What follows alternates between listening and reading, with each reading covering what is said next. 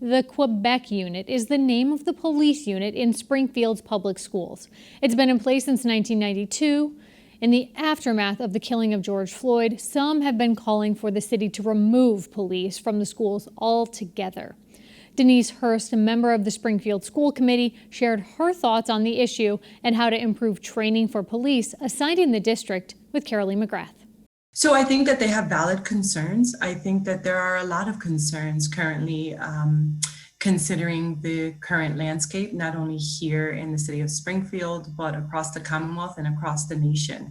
And so I think that because we've seen the racial injustices that oftentimes do not get the coverage that they merit and deserve, that now that they are, people are feeling free and willing to speak up about their fears and their anxiety around various situations. And one of them just happens to be about policing in our schools. Can you talk a little bit about the history of the police in school in Springfield? It's called the Quebec Unit.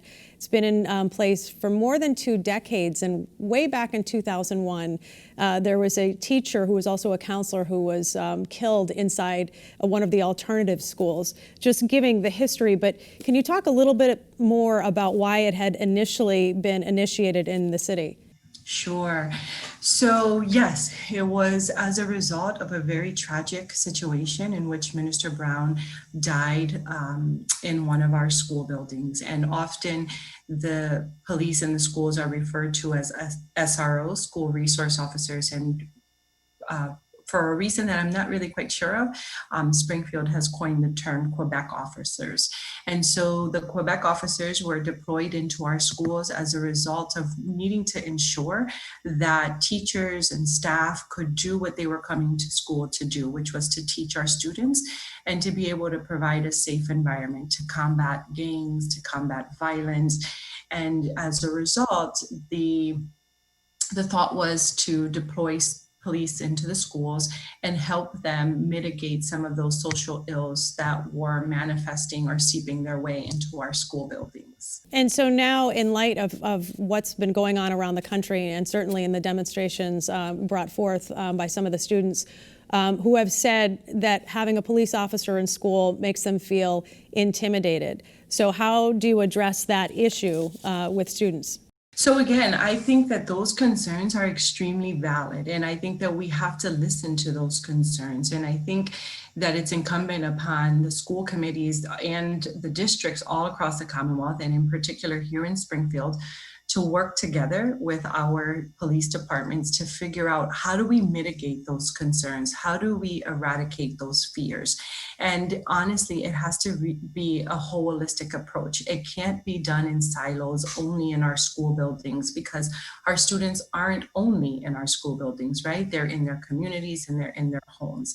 The feelings that these students are feeling translate or transfer over when they go home or when they're walking, to the bus stop. And there's a fear because they've had some sort of a run-in or some sort of a situation where they haven't had the best experience with a police officer. And that truly is unfortunate, right? Because we know that the police officers are here to serve and protect. And what we really want to do is try and figure out, how do we strengthen those relationships? How do we ensure that children and families across the city know that that is the real role and responsibility of the police officers? And then how do we ensure that police officers know that they may need to be really mindful about their approach, because this anxiety and this fear is really real, and that maybe they aren't the specific cause, right? Maybe it wasn't them as an individual officer, but maybe it was a bad interaction with a different officer. And so I do think that we need to hear more about what it is that we can do. I think that we need to look at other evidence-based models that have been implemented in other districts across the country to see what really works.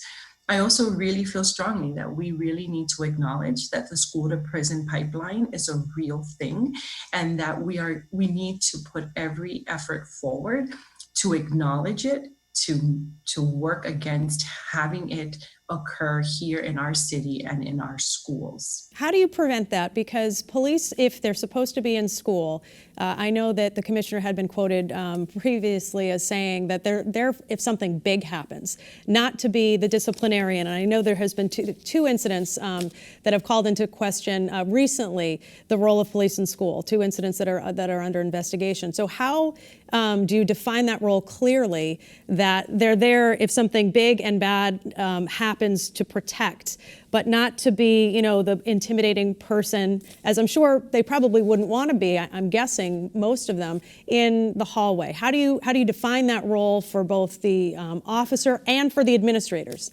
Absolutely. And, it's interesting because as much as we think that it should be simple, I'm sure, I know that it's also pretty complex, right? And so what I do think, or what I do know, is that the MOU that Springfield currently has in place. Memorandum of Understanding, just so that we're clear. Yes. Correct. Absolutely. My apologies. It is really clear and prescribes the role of the officers and the role of the administration, right? And that those officers are not to be used for disciplinary actions, and they're not to be used to go in and enforce discipline. That really is about our teachers and our administrators being able to handle their school buildings and implement real classroom management. The other thing that I think is really important is that the MOU also spells out that students aren't supposed to be apprehended or arrested for, situations such as just disorderly conduct or disturbing the peace.